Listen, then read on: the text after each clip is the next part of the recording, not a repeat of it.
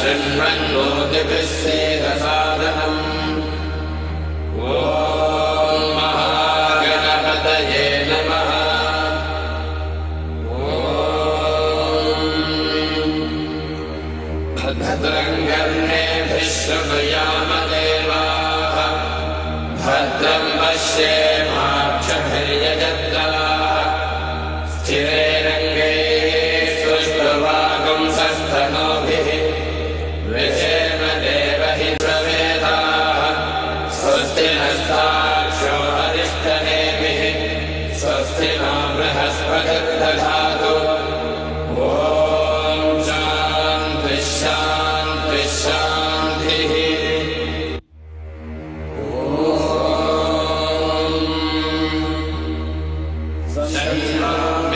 शम्भरुणः शन्नो भवद्वर्यमा, शन्न इन्द्रो बृहस्पतिः, शन्नो विष्णुरुक्रमः। नमो ब्रह्मणे नमस्ते वायो, त्वमेव प्रत्यक्षं ब्रह्मासि, त्वमेव प्रत्यक्षं ब्रह्म वदिष्यामि, इदं वदिष्यामि, सत्यं वदिष्यामि। तन्मामवतु तद्वक्तारमवतु, अवतु माम् अवतु वक्तारम्। ॐ शान्तिः शान्तिः शान्तिः। हेलो ओम। द्वितीय सत्रनी व्यास पूजा माटे पंकजभाई अने कौशल्याबेन कुकड़िया हाजर थशे। पंकजभाई बालाय नीलवपुषे नवकिंकणिका, जालाभिराम जगनाय दिगंबराय, शार्दूल दिव्य नखभूषण भूषिताय, नंदात्मजाय नवनीतमुषे नमस्ते। सर्वोपचारार्थे गन्धाक्षतपुष्पाणि समर्पयामि। परमव्यासपूजनं गोधूलिधूसरितकोमलकुन्तलाग्रां, गोवर्धनोद्धरणकेलिकृतप्रयासां, गोपीजनस्य कुचकुङ्कुममुद्रिताङ्कां, गोविन्दमिन्दुवदनं शरणं भजामः। बोलिए सुखदेव जी महाराज की जय। कृष्ण कन्हैया लाल की जय। जय Shri Krishna. Hello hello check hello hello.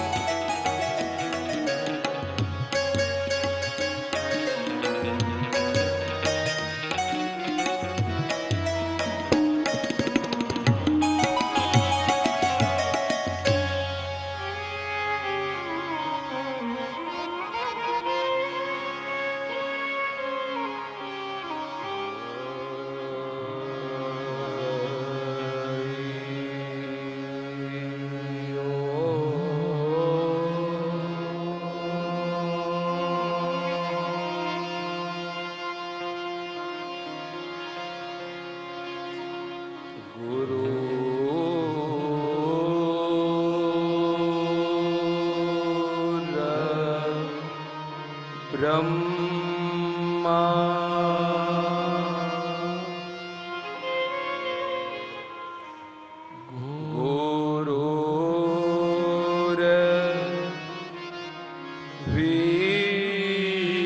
गुरुर्विष्णु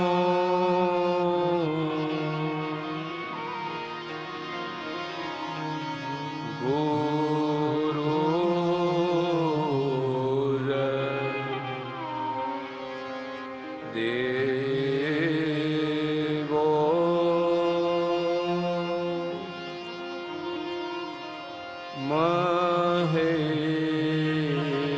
महेश्वर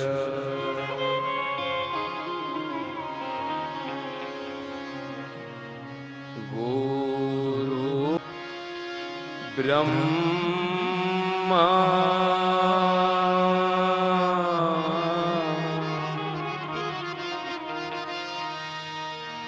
तस्मै श्री गुरवे नमः।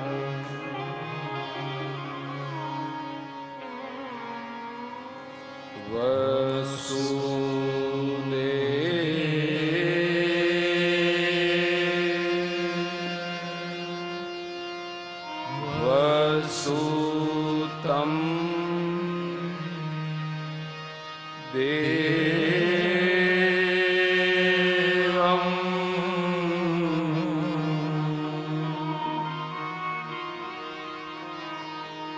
कंस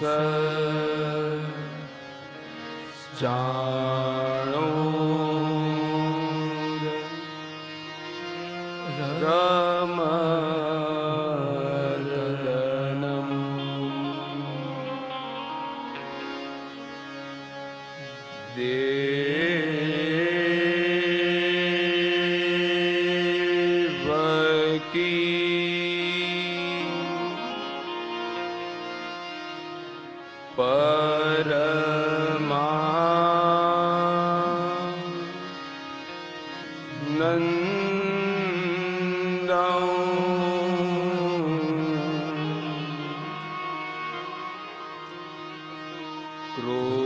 कृष्णं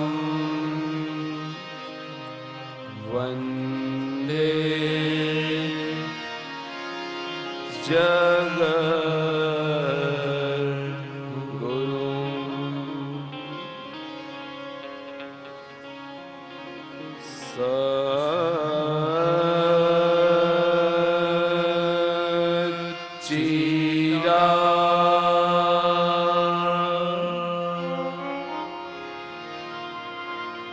नंद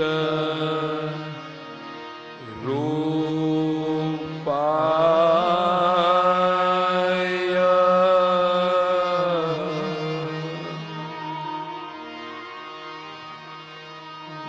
विश्वो प्रत्या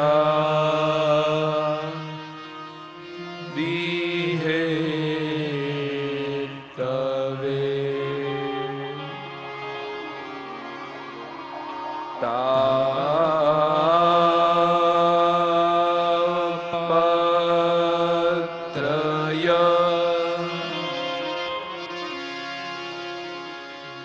वीणा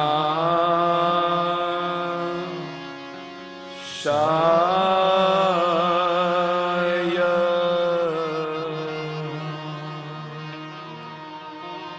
श्री कृष्णाय वयं नुमः।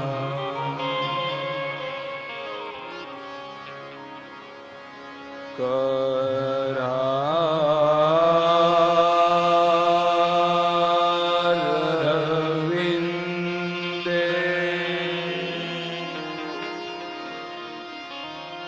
न पदार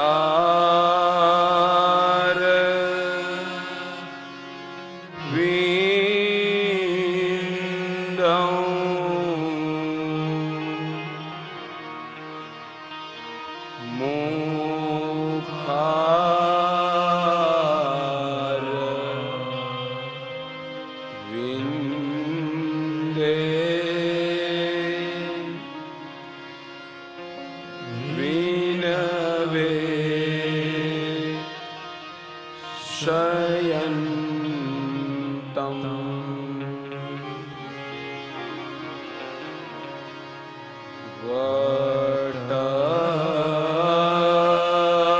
वटस्य पत्रस्य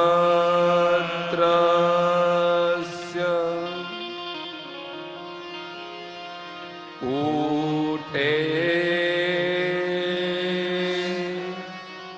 शयानम्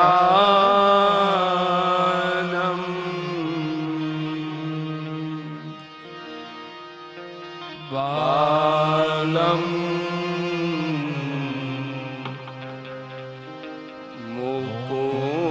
मुकुन्दम् मनसा स्मरामि।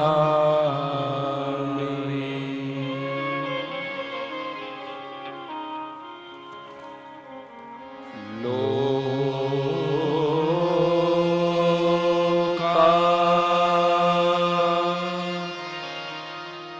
भिरामम्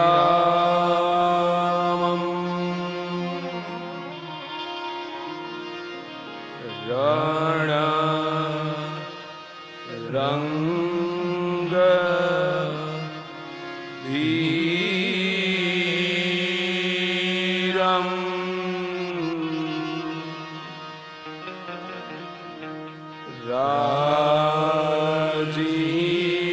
राजीव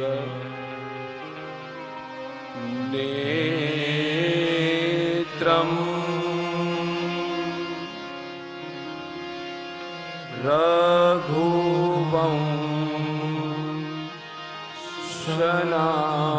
रघुवंशनाथम्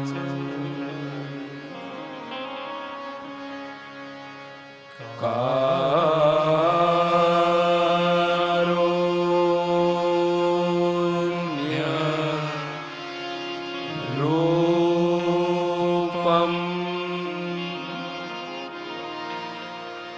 करुणा करन्तम्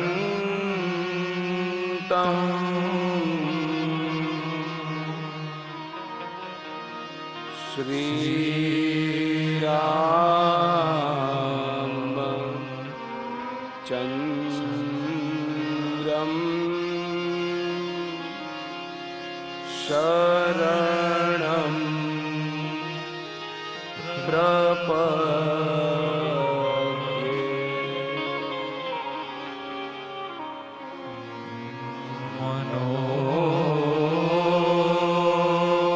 मनोजवम्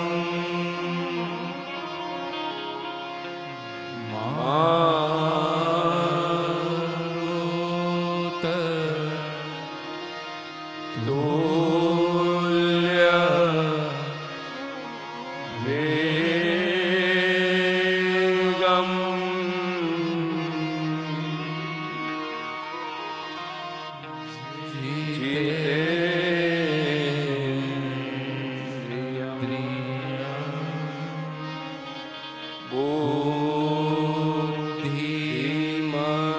बुद्धिमतां वरिष्ठम्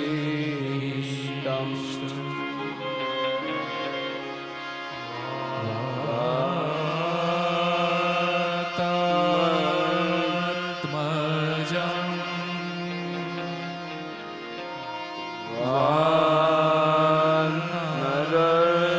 वानरयूथ मुख्यम्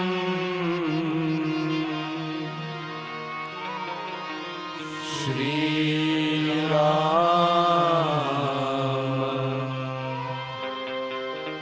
दूतम् शरणं प्रपद्ये।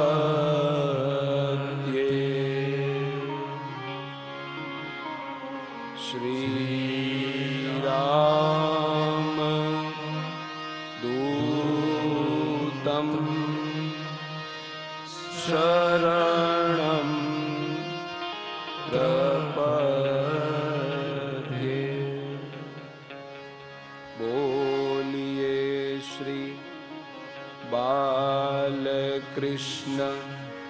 भगवान की जय। द्वारिकाधीश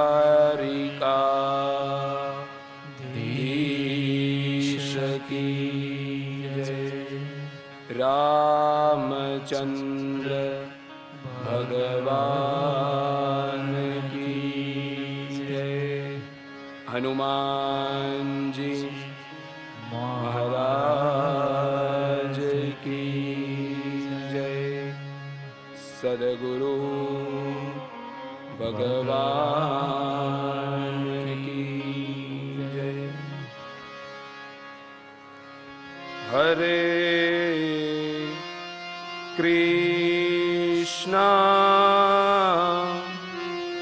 हरे कृष्णा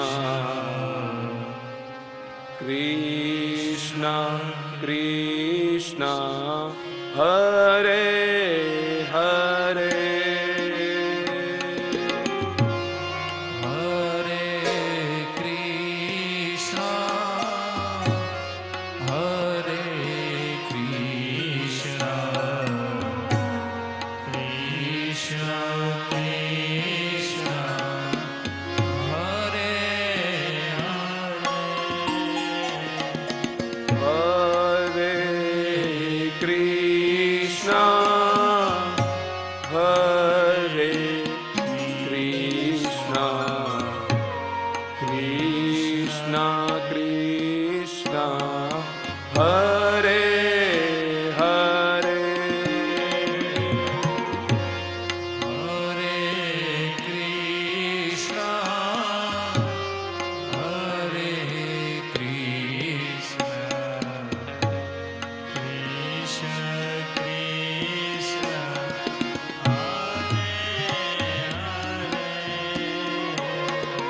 हरे राम हरे राम राम राम हरे हरे हरे राम हरे हरे राम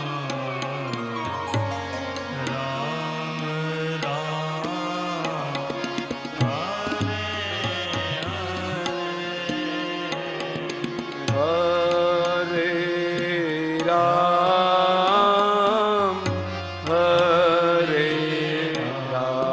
राम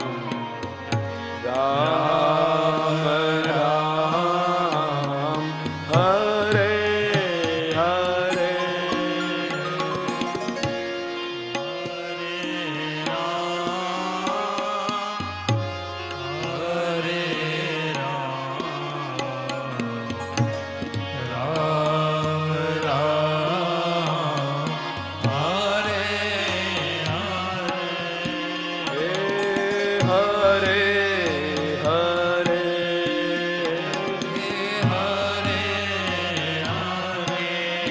हे हरे हरे हे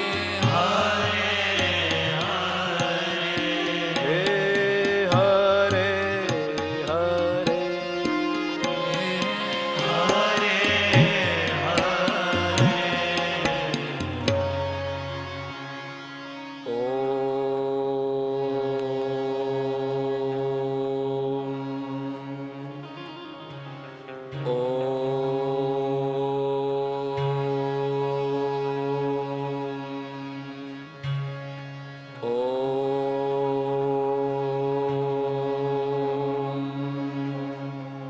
नमः पार्वती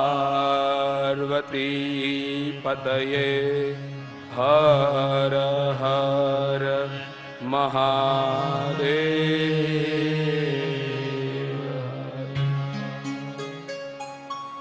बोलिए श्री भागवत भगवान की जय। वेद व्यास जी भगवान की जय। शुकदेव जी महाराज की जय।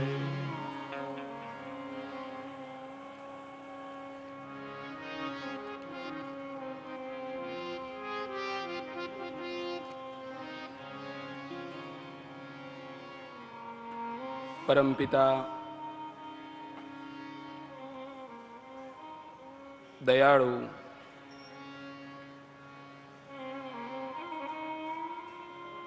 જેને આપણે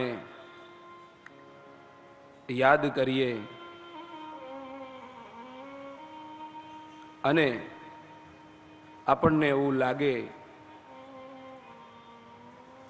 કે હવે આપણું દુઃખ નથી રહ્યું, એવા નારાયણના ચરણે પ્રણામ. આપ સૌ શ્રોતાઓના ચરણે પ્રણામ. વિદ્વાન ભૂદેવોના ચરણે પ્રણામ. સંગીત વૃંદ માં બેઠેલા દરેક સંગીતના મર્મજ્ઞોને વિનામ. આવેલા સૌ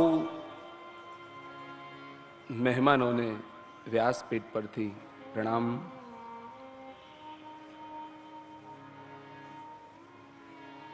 પરમાત્માના ગુણગાન આપણે ગમે તેટલા ગાઈએ તેટલા ઓછા જ પડે. એમાં પણ સોનામાં સુગંધ એ ભળેલી કે આમ તો એક સમયની કથા હોય એટલે સવારે વ્યાસપીઠ પર બેઠા હોઈએ અને બપોર મધ્યાહન સમય સુધી કથા ચાલે.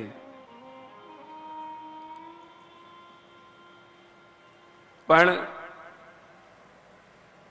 બેઠ સમયની કથામાં બરાબર આપણે ઓતપ્રોત હોઈએ અને વિરામનો સમય વચ્ચેનો હોય બપોરનો, અને એમાં બરાબર કરતાલોનો અવાજ આવતો હોય અને હરિના ગુણ ગવાતા હોય. જય હો. સમયનો સદુપયોગ બને તેટલો આપણે કરી લેવો જોઈએ. પછી પાછળથી પછતાવો થાય કે આ સમયે આ કરી લીધું હોત તો શ્રેષ્ઠ હોત.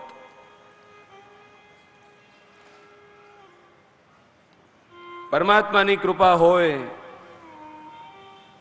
તો જ પ્રભુ ભક્તિ મળે, તો જ ભગવાનનું નામ સ્મરણ કરવા માટેની શક્તિ મળે.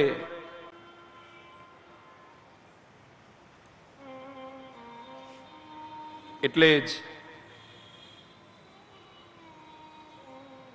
ઈશ્વરીય કૃપા આપણી બધાની ઉપર છે. એટલે આપણે બધા એક મંડપ હેઠળ બેસી અને ભગવાનને યાદ કરી શકીએ છીએ.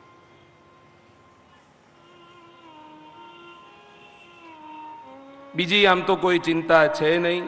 દાદાએ બધી જ વ્યવસ્થા બરાબર ગોઠવી રાખી છે. સવારનો નાસ્તો,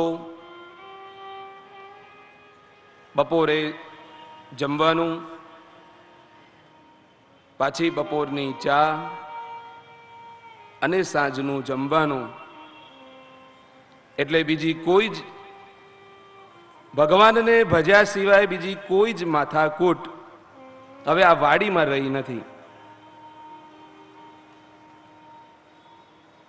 અને આપણો આગ્રહ એટલો જ છે કે બધાએ ભેગા થઈ અને બની શકે તેટલું ભગવાનનું નામ સ્મરણ આપણે કરીએ.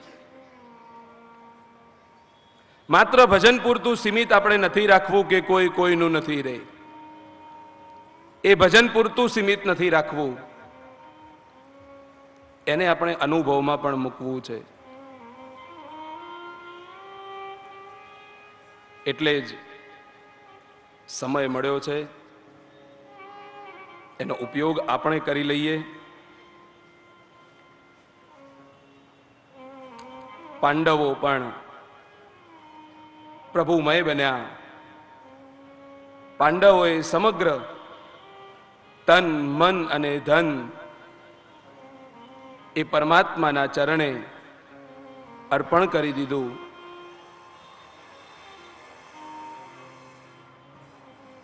જેને આપણે સમગ્ર જીવન અર્પણ કર્યું હોય પછી ચિંતા એને થાય, ચિંતા આપણે કરવાની હોય નહીં. પાંડવો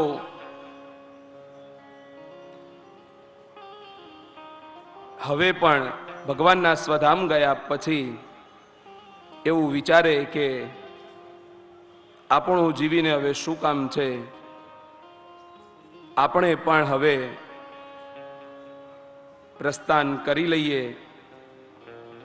કુંતા માતાએ ભગવાનના જવાના સમાચાર સાંભળી અને દેહ ત્યાગ કરી દીધો. આ બાજુ પાંડવો પણ હવે વિદાય લઈ રહ્યા છે. પરીક્ષિત રાજાને હસ્તિનાપુરની ગાદી સોંપી અને રાજ્યાભિષેક કરવામાં આવ્યો. રાજ્યાભિષેક કરાવ્યા પછી હસ્તિનાપુરની ગાદી પરીક્ષિત રાજાને મળી અને પાંડવો દ્રૌપદીની સાથે હેમાળે એટલે કે હિમાલય તરફ પોતાની યાત્રા પ્રારંભ કરી દે છે. હાડ ગાળવા માટે ચાલ્યા છે.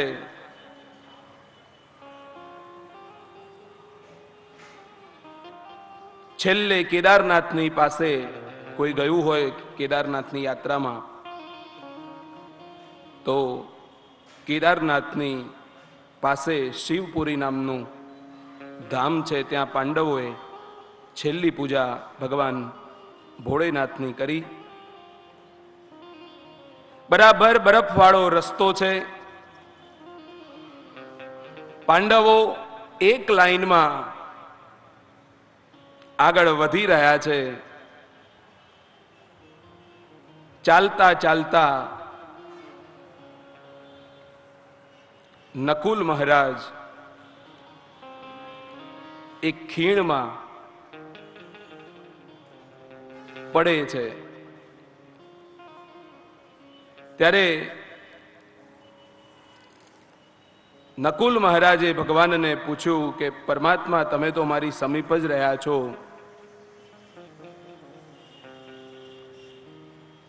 તો મારે શા માટે પડવું પડ્યું?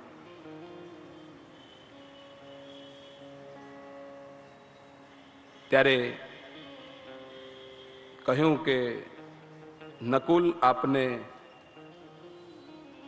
રૂપનું અભિમાન હતું અને રૂપનું અભિમાન હતું એટલે ભલે પરમાત્માની ભક્તિ કરી, પરંતુ આ એક અભિમાન તમારા મનમાં હોવાથી તમે સ્વર્ગ સુધી પહોંચી નહીં શકો. ત્યાંથી પાછા થોડે આગળ વધતા ચાલ્યા. સહદેવ પણ ગયો. ત્યારે સહદેવે યુધિષ્ઠિર મહારાજને પૂછ્યું કે મહારાજ, મારું શું હતું? ત્યારે સહદેવને યુધિષ્ઠિર મહારાજે કહ્યું કે તમને જ્ઞાનનું અભિમાન હતું. તમારા મનમાં જ્ઞાની હતા એનો ભાર તમે જ્યાં સુધી જીવ્યા ત્યાં સુધી લઈને ફર્યા છો. આગળ વધતા અર્જુન પડ્યો. અર્જુનને યુધિષ્ઠિર મહારાજને પૂછ્યું કે મહારાજ, હું તો ભગવાનની સાથે જ રહ્યો, આપના દિશા સૂચન પ્રમાણે જ જીવન જીવ્યો, તો મારું શા માટે? ત્યારે યુધિષ્ઠિર મહારાજે કહ્યું કે અર્જુનજી, આપને તમારા ગાંડીવનું અભિમાન હતું તમને એમ હતું કે ગાંડી હોય મારી પાસે તો હું બધું જ કરવા માટે સક્ષમ છું, એટલે તમારે પણ સ્વર્ગ સુધી નહીં પહોંચી શકો. દ્રૌપદીજી પડ્યા. એમણે પણ પ્રશ્ન પૂછ્યો કે મહારાજ, મારું પડવાનું કારણ શું? ત્યારે મહારાજે કહ્યું કે આપ શ્રેષ્ઠ પતિવ્રતા હતા, પરંતુ આપને અર્જુન પ્રત્યે વધારે લગાવ હતો, અર્જુન પ્રત્યે વધુ પ્રેમ હતો, માટે તમે પણ સ્વર્ગના દર્શન નહીં કરી શકો. આગળ વધતા ભીમ પડે છે અને ખાઈમાં આમ લટકી રહે છે, અને યુધિષ્ઠિર મહારાજને પૂછ્યું કે મહારાજ, મારે શા માટે લટકવું પડે? ત્યારે મહારાજે કહ્યું કે ભીમ, આપ બધી રીતે શ્રેષ્ઠ હતા, ક્યાંય તમને કોઈ ગદાનું કે કશાનું અભિમાન નહોતું, પણ એક વાત હતી કે જ્યારે આપ જમવા માટે બેસતા ત્યારે પાછું વળીને કોઈનું જોતા નહીં. એટલા માટે તમારે પણ સ્વર્ગ સુધી નહીં પહોંચી શકો. આમ યુધિષ્ઠિર મહારાજ બરાબર છેલ્લા ડગલે સ્વર્ગના દરવાજે આમ ઊભા છે. પહેલું પગલું આમ માંડવા જાય ત્યારે સ્વર્ગના પાર્ષદોએ, પરમાત્માના પાર્ષદોએ કહ્યું કે મહારાજ ઊભા રહો, સ્વર્ગમાં જતા પહેલા નરકના એક વખત દર્શન કરી લો.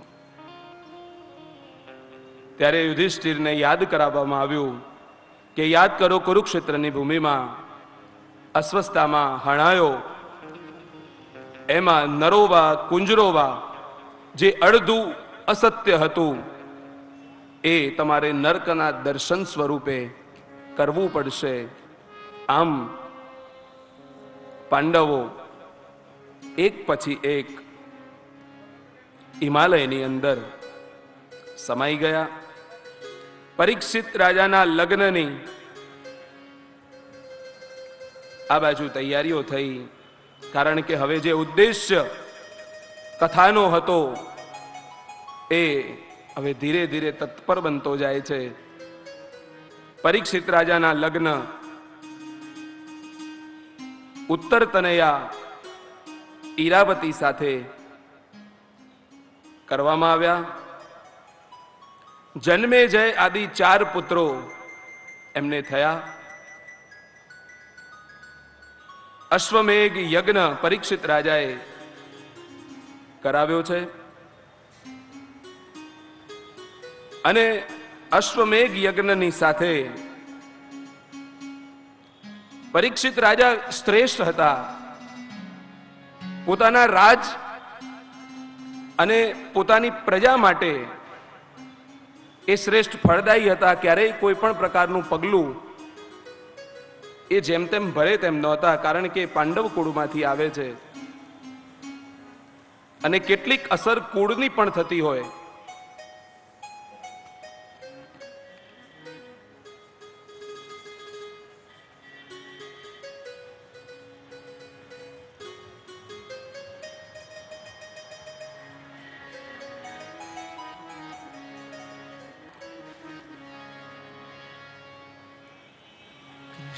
गोविंद गोविंद गोपाला कृष्ण गोविंद गोविंद गोपाला गोविंद गोविंद गोपाला कृष्ण गोविंद गोविंद गोपाला भज मुरली मनोहर नंदलाला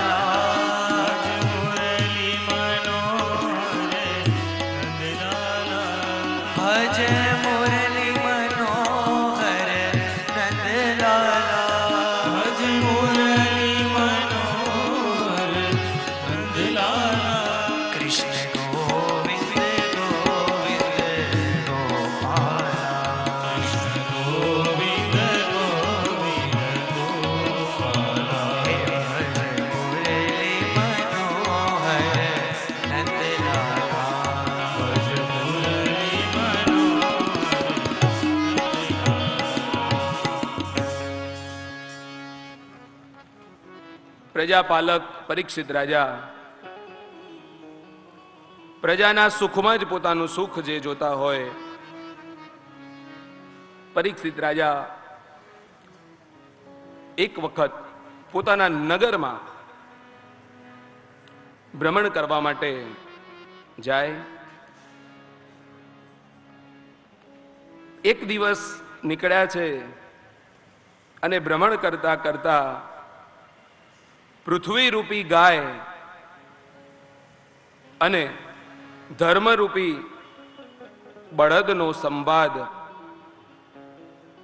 એ પરીક્ષિત રાજા સાંભળે છે.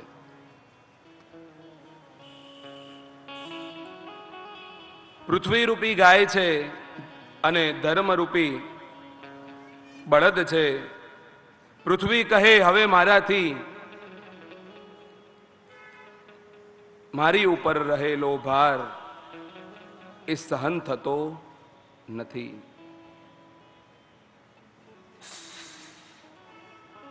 પૃથ્વીને હવે પાપનો ભાર સહન નથી થતો. એક બળદ એક પગે ઊભો હતો અને એના ઉપર એક કાળો પુરુષ બિરાજમાન હતો. એટલે કે ધર્મ ઉપર કાળો પુરુષ બિરાજમાન હતો. ધર્મરૂપી બળદના 4 પગ બતાવવામાં આવ્યા છે.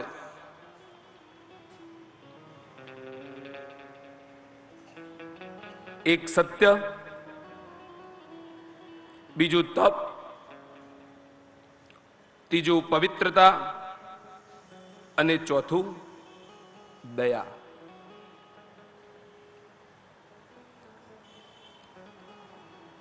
અત્યારે પ્રવર્તમાન સમયમાં સત્ય ક્યાંક થોડું ઘણું બચ્યું છે, બાકી નથી તપ, નથી પવિત્રતા કે નથી દયા. આજે કોઈને પણ કોઈના માટે દયા જેવો ભાવ પ્રગટ થતો નથી. એટલે બળદના, ધર્મરૂપી બળદના 3 પગ નથી તેવું સમજીને માત્ર એક સત્યના પગ ઉપર એક કાળો પુરુષ એ ધર્મરૂપી બળદ ઉપર બેઠેલો છે. એ બળદ ઉપર બેઠેલા પુરુષને પકડવા માટે પરીક્ષિત રાજા દોડે છે. રાજા બરાબર આમ ખડગ મારવા માટે જાય અને તે કાળ પુરુષ રાજાના પગ પકડી લે છે. પરીક્ષિત રાજા કહે, કોણ છે અને શા માટે તું અહીં આવ્યો છે? કારણ કે નગરમાં કોઈ આવો પુરુષ ક્યારે જોવામાં નથી આવ્યો.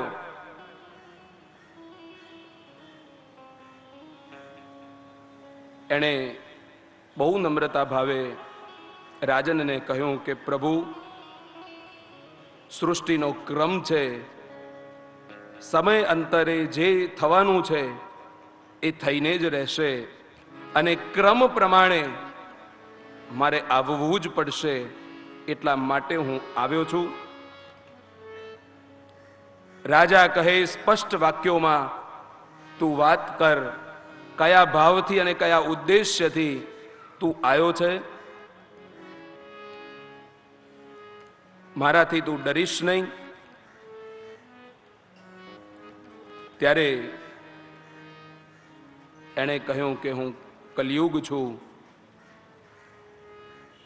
અને પ્રભુ સ્વધામ ગયા ત્યારથી જ મારો ક્રમ પૃથ્વી ઉપર શરૂ થયો છે.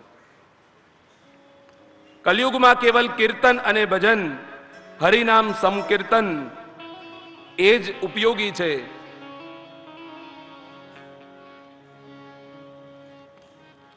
કલિયુગના વર્ષો આપણે જો ગણીએ તો 4,32,000 વર્ષનો કલિયુગ થાય. 4,32,000 વર્ષનો કલિયુગ ભગવાનને સ્વધામ ગયે એવું અનુમાનિત ભાગવતકારો કહે કે 5090 વર્ષ એ ભગવાન શ્રી કૃષ્ણને સ્વધામ ગયે થયા.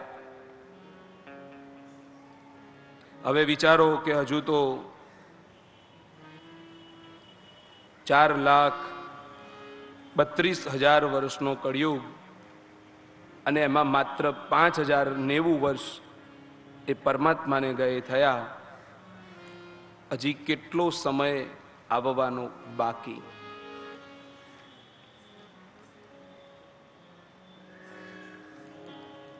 કલયુગ કહે કે રાજન મને રહેવા માટે સ્થાન આપો. ત્યારે પરીક્ષિત રાજાએ કલીને રહેવા માટેના 4 સ્થાનો આપ્યા. ધ્રુતમ પાનમ સ્ત્રિયમ સૂના યત્રા ધર્મશ્ચતુર્વિધા.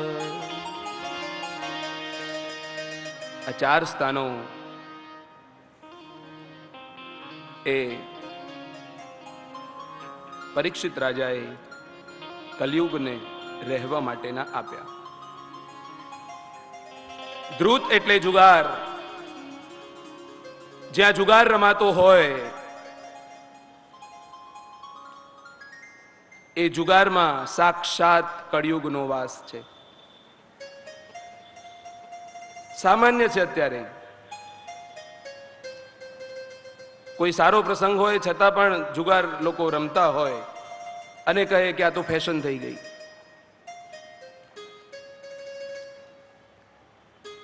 ફેશનના નામે જુગાર ચાલે. પાન એટલે મદિરા. લોકો ન પીવાનું પીવે. આપણે ત્યાં પંચદ્રવ્ય ને પંચામૃતનું મહત્વ છે. પંચગવ્ય દૂધ, દહીં, મધ, ઘી, શર્કરા આ બધું એકત્રિત કરી અને જો પીએ આપણે તો એ ગુણકારી અને લાભકારી છે. પણ આપણે એ નથી પીતા. ફેશન પ્રમાણે પીવાનું બદલાયું. લોકો મદિરા પીતા થયા. જુગાર, મદિરા અને ત્રીજું કે લોકો શીલહીન થયા, સંસ્કાર વિહોણા થયા. કુદ્રષ્ટિ લોકોની થઈ. સારી લોકોની દ્રષ્ટિ નથી હોતી.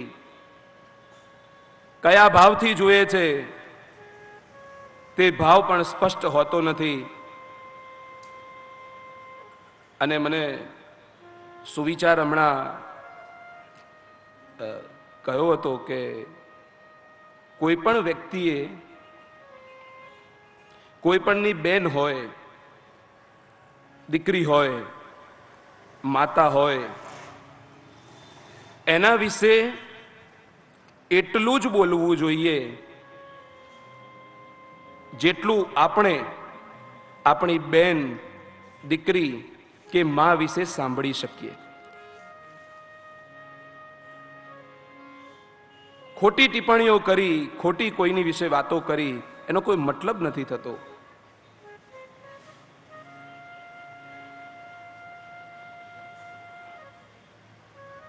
એમ કુદ્રષ્ટિ,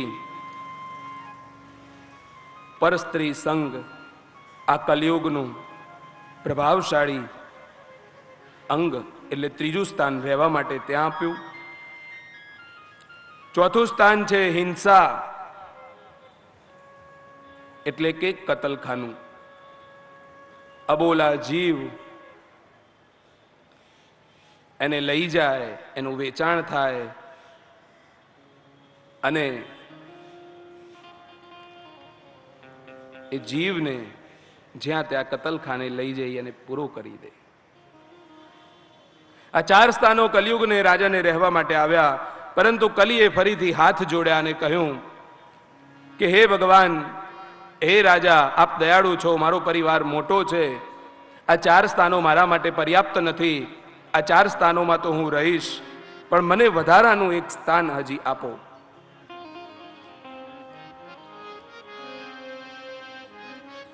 એટલા માટે જ 5મું સ્થાન જે આપવામાં આવ્યું તે છે સુવર્ણ, સોનું. સોનામાં કલયુગનો વાસ.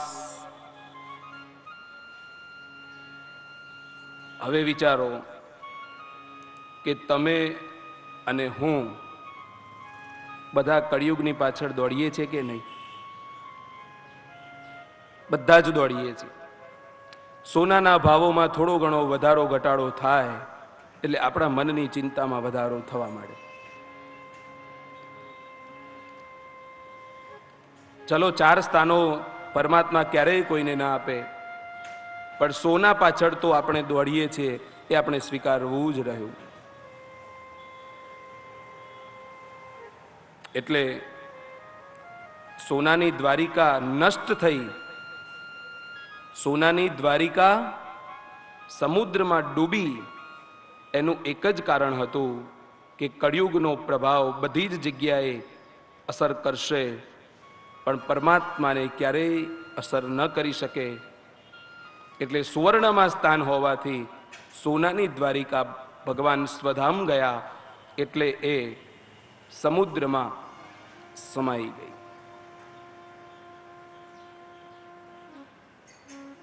ત્યારબાદ પરીક્ષિત રાજા મુક્ત બની રાજ્ય કરવા લાગ્યા.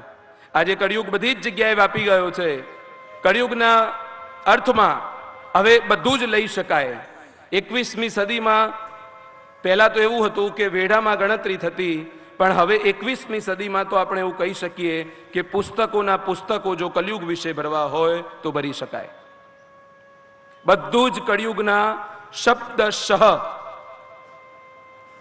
ભગવાને જે કળિયુગનું વર્ણન કર્યું છે તે સંપૂર્ણ માત્ર 5100 વર્ષોમાં થવા લાગ્યું છે. 4,32,000 વર્ષે તો વ્યવસ્થા જ કંઈક જુદી હશે. શું હશે પરમાત્મા જાણે.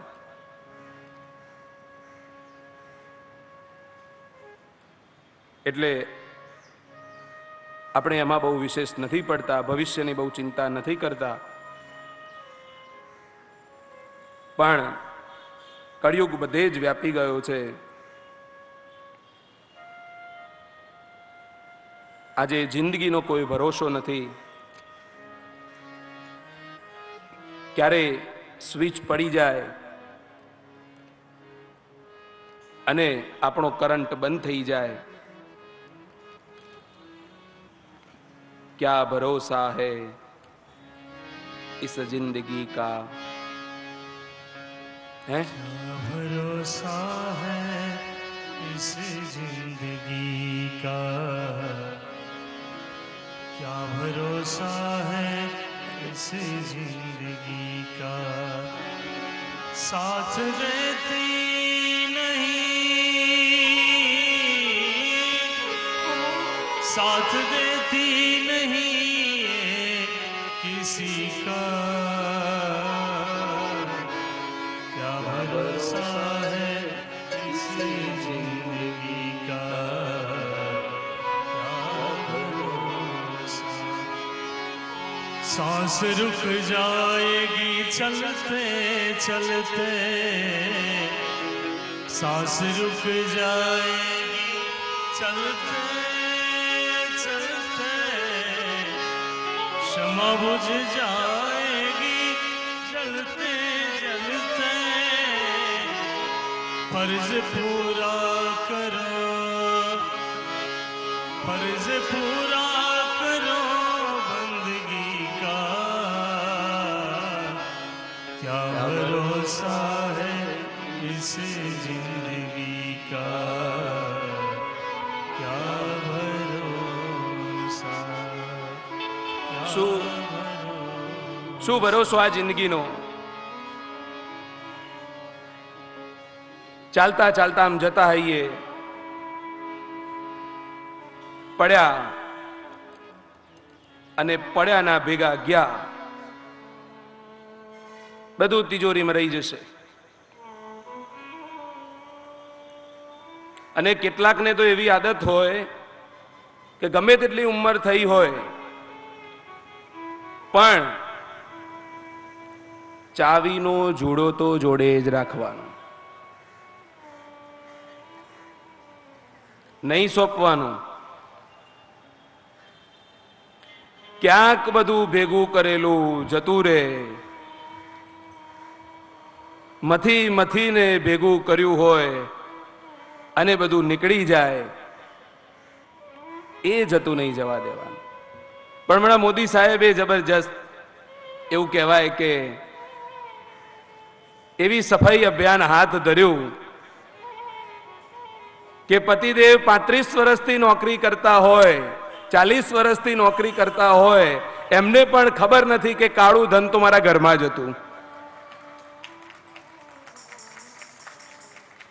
એ તો બધું જ્યારે આમ ભેગું કરી અને બદલાવાના સમય હાથમાં આપ્યું કે લો જરા બદલાઈ આવજો, ત્યારે દેખાતું થયું. એટલે શું ભરોસો? આ તો ચલો ખબર પડી, સાહેબે નોટો બદલી નાખી એટલે ખબર પડી, નહીં તો પ્રાણનાથના પ્રાણ પંખેરું ઉડી જાય ત્યાં સુધી ખબર ના પડે. એટલે ઠીક છે, આપણી સમાજની વ્યવસ્થા પ્રમાણે આપણે ભેગું કરીએ, કારણ કે આપણને ચિંતા આપણી નથી હોતી. આપણને એવું હોય કે આપણું સંતાનનું શું થશે, એના સંતાનનું શું થશે, એના સંતાનનું શું થશે, એના સંતાનનું શું. 7 પેઢીની ચિંતા કરીને આપણે જઈએ છીએ. 7 પેઢીની 7 પેઢીની ચિંતા કરવામાં ને કરવામાં આપણે બધું ગુમાવી દઈએ અને સમય બધો વ્યર્થ જતો રહે. કળિયુગના લક્ષણમાં મેં પહેલા જ કહ્યું કે બધાએ સોનું ધારણ કરે છે, એટલે કળિયુગ આપણા ઉપર છે જ, એટલે આપણે એમાંથી બાકાત રહેવાની વાત ન કરી શકીએ. ત્યાર પછી પરીક્ષિત રાજા મૃગલા રમવા માટે તૈયાર થાય છે. દાદા જરાસંઘનો સોનાનો મુકુટ પરીક્ષિત રાજાએ પોતાના મસ્તક પર ધારણ કર્યો છે. માથા ઉપર હવે કલી, પરીક્ષિત રાજા તો એને સ્થાન આપી અને ભૂલી ગયા, પરંતુ મસ્તક ઉપર કલી બિરાજમાન થઈ ચૂક્યો છે. અને મધ્યાહનના સમયે પરીક્ષિત રાજાને ભૂખ લાગે છે, તરસ લાગે છે, એટલે શમિક ઋષિના આશ્રમમાં પરીક્ષિત રાજા આવે છે. રાજા આવે છે અને ઋષિ પોતાના તપમાં હોય છે. રાજન ઉપર બહુ ધ્યાન પડતું નથી. એક રાજાની જેવી આગતા સ્વાગતા થવી જોઈએ તેટલી થતી નથી. એટલે રાજાને ક્રોધ આવે છે ઋષિ ઉપર. આશ્રમમાં એક સર્પ ત્યાં ફરી રહ્યો હતો અને તે સર્પ રાજાને અને રાજા સર્પને જુએ છે. ત્યારે તેને મારી અને તે સર્પને ઋષિના ગળામાં પહેરાવી દે છે. કલયુગે બરાબર જુઓ મતી ફેરવી દીધી છે, કારણ કે હવે ઇતિહાસ પલટો થવા જઈ રહ્યો હતો. જગતને પણ એક સંદેશ ની જરૂર હતી અને એ સંદેશ પરીક્ષિત રાજાના અને સુખદેવજી મહારાજના સંવાદથી જ થઈ શકે તેમ હતું. તેનું આ પ્રથમ પગથિયું. ગળામાં સાપ પરીક્ષિત રાજાએ પહેરાવી દીધો. ઋષિપુત્ર શૃંગીને ખબર પડી શૃંગી ઋષિને ખબર પડી. કૌશિકી નદીમાં સ્નાન કરતા કરતા હાથમાં જળ લીધું અને જળ લઈ અને શ્રાપ આપ્યો કે મારા પિતાના ગળામાં જેણે પણ આ સર્પ પહેરાવ્યો હશે એનું 7 દિવસમાં નાગદંશથી મૃત્યુ થશે. હવે ઋષિનો શ્રાપ હોય, બ્રાહ્મણનો શ્રાપ હોય, સાધુનો શ્રાપ હોય, એ ક્યારેય ખાલી જતો નથી. બને ત્યાં સુધી શ્રાપ ઓછા આપે, પણ જ્યારે આપે ત્યારે આપણો ઇતિહાસ કહે છે, હવે તો જો કે એવા શ્રાપ આપવાના બંધ કરી દીધા, પણ આપણા ઇતિહાસમાં, આપણા પુરાણોમાં શ્રાપ આપ્યાની ઘટના અને શ્રાપ આપ્યાની કથા અનેકો છે. એટલે શ્રાપ આપ્યો. શમીક ઋષિ ધ્યાનમાંથી જાગ્યા અને એમને ખબર પડી કે પોતાના પુત્ર શૃંગીએ શ્રાપ આપ્યો છે. જાણ્યા અને જોયા વગર શ્રાપ આપ્યો. એટલે ઋષિજીએ કહ્યું કે બેટા, આમ બ્રાહ્મણથી સીધો કોઈને શ્રાપ ના આપી દેવાય. ઋષિ શમીક ઋષિ એક શિષ્યને રાજાને સમાચાર આપવા માટે મોકલે છે. શિષ્ય આવી અને રાજનને કહે છે, સવિસ્તાર વાત કહી. આ બાજુ પરીક્ષિત રાજા જેવો પોતાનો મુગટ નીચે ઉતારે છે અને પરીક્ષિત રાજાને ખબર પડી કે આ મારાથી શું થઈ ગયું. ભારોભાર પસ્તાવો થવા લાગ્યો. એવા સમયે જ ચિંતાનો માહોલ હવે પરીક્ષિત રાજાના મુખ મુદ્રા ઉપર છવાઈ ગયો હતો. 7 દિવસમાં તમારું સર્પદંશથી મૃત્યુ થશે એના સમાચાર શિષ્યએ બરાબર આપી દીધા છે. પોતે ભૂલ કરી છે તેના દંડ સ્વરૂપે પરીક્ષિત રાજા દંડને ભોગવવા માટે પણ તૈયાર થયા છે. રાજાએ સાંભળતાની સાથે જ ખબર પડી કે 7 દિવસની અંદર પોતાનું મૃત્યુ થવાનું છે. એ સાંભળતાની સાથે જ પોતાની સત્તાનો એમણે ત્યાગ કરી દીધો. અને આપણે સત્તા તો દૂરની વાત, કશાનો ત્યાગ નથી કરી શકતા. અંતિમ સમય સુધી આપણે કશી જ વસ્તુનો ત્યાગ નથી કરી શકતા. ગંગા કિનારે ઋષિઓનું એક સત્ર ચાલતું હતું. ત્યાં સીધા આવે છે. ઋષિઓને સવિસ્તાર વાત કહે છે પરીક્ષિત રાજા કે 7 દિવસની અંદર સર્પદંશથી મારું મૃત્યુ થશે. આના માટેનો કોઈ ઉપાય હોય તો મને બતાવો. રવિવાર, સોમવાર, મંગળવાર, બુધવાર, ગુરુવાર, શુક્રવાર, શનિવાર અને 7મા દિવસ પછી ફરીથી પાછો રવિવાર આવે છે. એમ ગમે તે 7 વારમાંથી આપણો એક વાર તો નક્કી જ છે.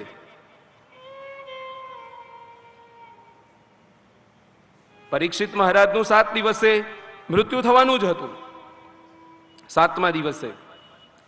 પણ આપણો પણ ગમે તે એક વાર તો નક્કી જ હોય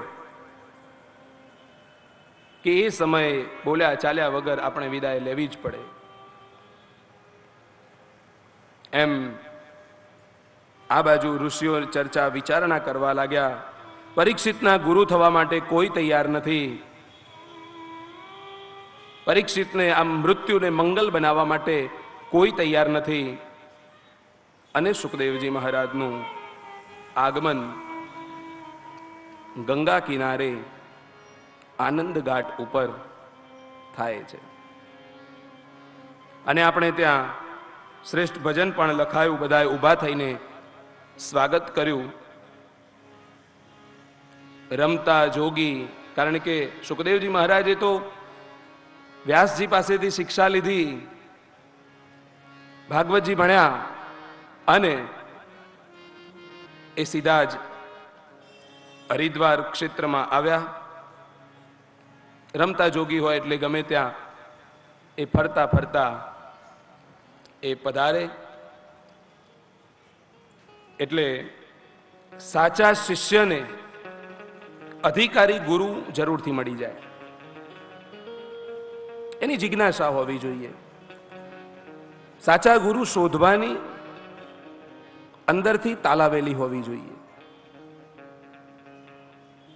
ત્યારે જ સાચા અર્થમાં એક શિષ્યને સાચો ગુરુ જીવનમાં મળે અને મળે જ.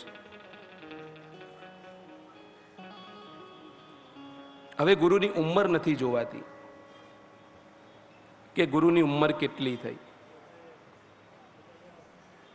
ગુરુ હંમેશા પોતાની જ્યોત એક જ્ઞાન સ્વરૂપે જ ફેલાવે છે. એમનું જ્ઞાન જ એમની જ્યોત. એમ પરીક્ષિત રાજાને અધિકારી ગુરુ મળ્યા છે. ગુરુજીને એટલે કે પરીક્ષિત રાજાએ સુખદેવજી મહારાજને આવતા જોઈ અને એમનું મન પ્રફુલ્લિત થયું. અને આપણે પણ 2 મિનિટ ગુરુને યાદ કરીએ. ગુરુદેવ તુમારી જય જય હો. गुरुदेव तुम्हारी जय जय हो। गुरुदेव तुम्हारी जय जय हो। गुरुदेव तुम्हारी जय जय हो। गुरुदेव तुम्हारी जय जय हो। गिरनारी तुम्हारी जय जय हो। गिरनारी तुम्हारी जय जय हो। गिरनारी तुम्हारी जय जय हो। गिरनारी तुम्हारी जय जय हो।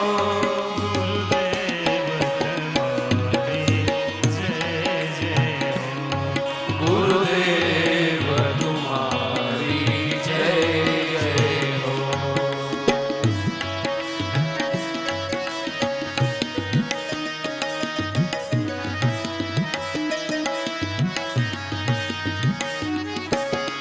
गुरुदेव तुम्हारी जय जय हो।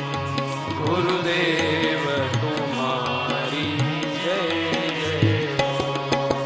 नारी तुम्हारी जय जय हो। गिरनारी तुम्हारी जय जय हो। गिरनारी तुम्हारी जय जय हो। પરીક્ષિત રાજાને સુખદેવજી મહારાજ જુએ છે, એમના ચરણ પકડે છે. એ વખતે એમનું હોઠ નથી બોલતું, એમનું હૈયું બોલવા લાગે છે. અને ગુરુજીને સાક્ષાત તે નમી પડ્યા. એ વખતે માત્ર હૈયાના જ ઉદ્ગાર નીકળતા હતા. અને આગળ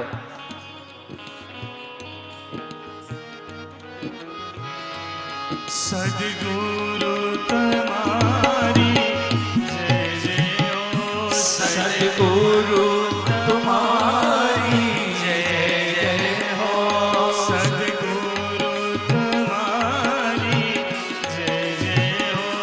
सद्गुरु तुम्हारी जय जय हो।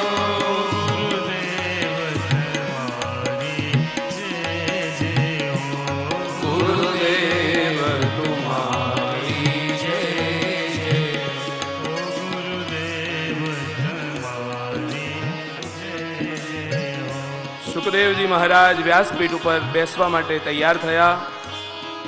સુખદેવજીને મૃગ ચર્મનું આસન આપવામાં આવ્યું. પરીક્ષિત રાજાની આંખોમાં આંસુ આવ્યા અને ગુરુને સૌ પ્રથમ પ્રશ્ન પૂછ્યો કે જેનું મૃત્યુ મંગલ બનાવવું હોય એના માટે શું કરવું જોઈએ, માનવ માત્રનું કલ્યાણ કેવી રીતે થાય, એ શું કરવું જોઈએ. અને ગુરુજી એટલા જ ભાવથી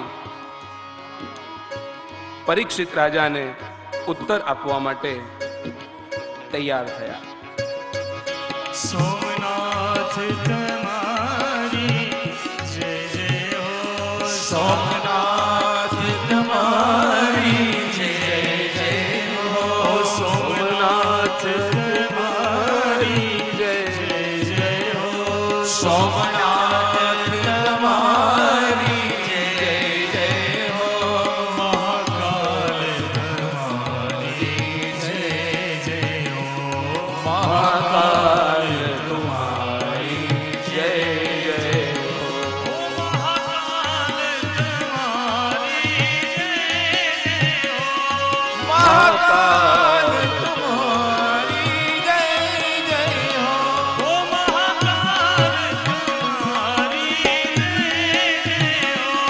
મહાકાલ તમારી જય જય હો.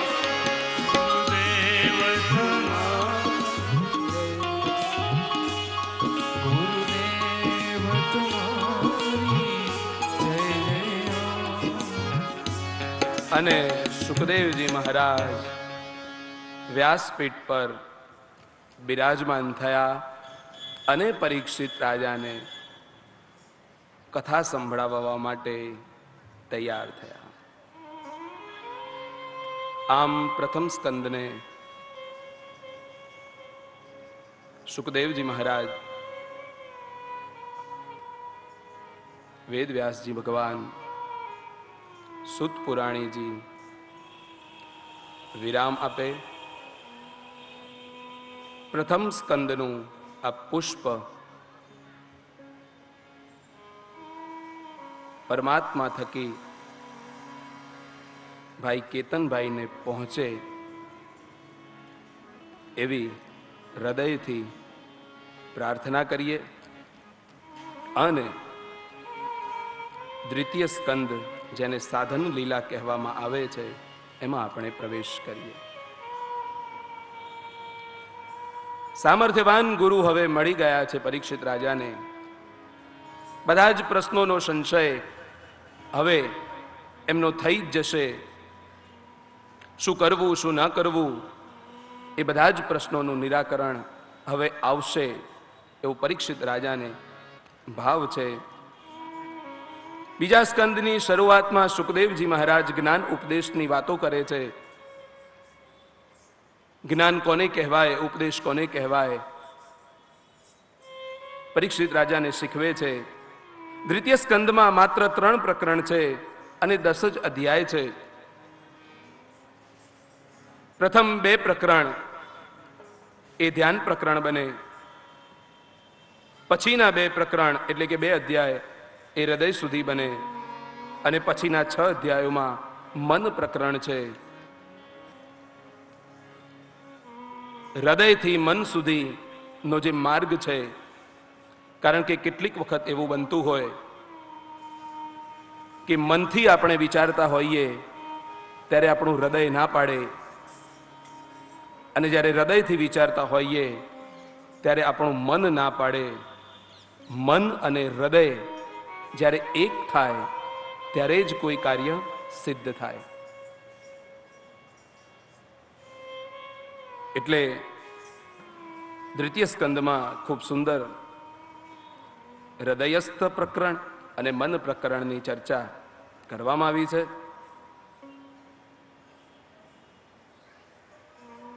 શ્રોતાઓનું હૃદય શુદ્ધિકરણ કેવી રીતે કરવું, કારણ કે કોઈના હૃદયને આપણે પરિવર્તન તો નથી કરી શકતા, પણ આપણે તેને કહી શકીએ છીએ ખરા હવે એને ગ્રહણ કરવું કે ન કરવું તે તેના હાથમાં છે.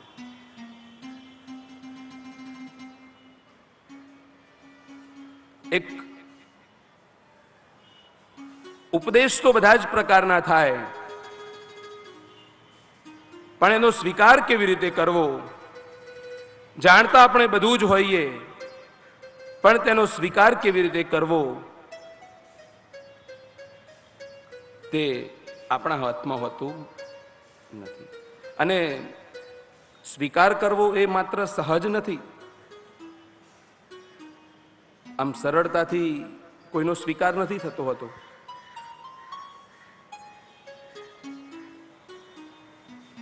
એક નાનું બાળક હોય,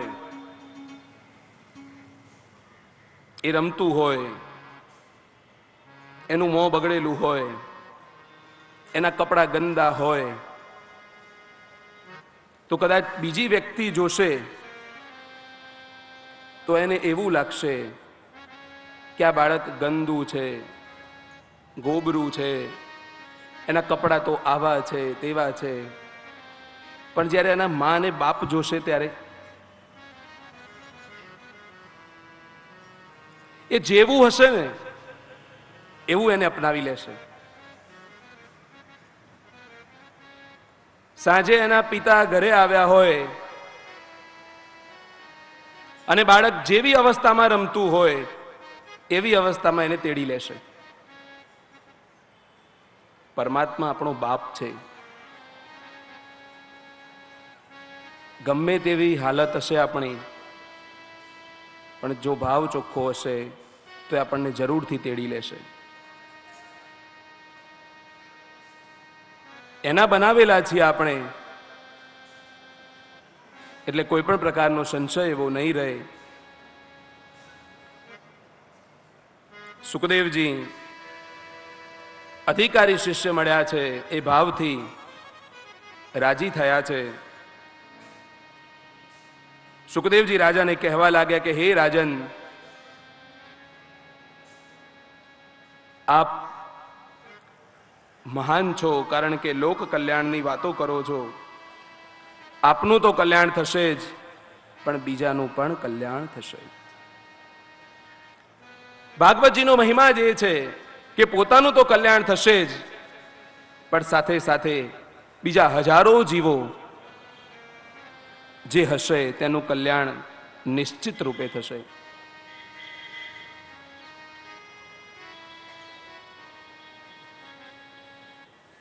સુખદેવજી મહારાજે ધ્યાન કર્યું અને ધ્યાન કરી અને કથાનો પ્રારંભ કર્યો. આ બાજુ ગંગાજી પવિત્ર વહી રહ્યા છે, આ બાજુ સુખદેવજીના મુખમાંથી પવિત્ર જ્ઞાનરૂપી વાણી પણ વહી રહી છે. વાતાવરણ દિવ્ય બન્યું છે અને સુખદેવજી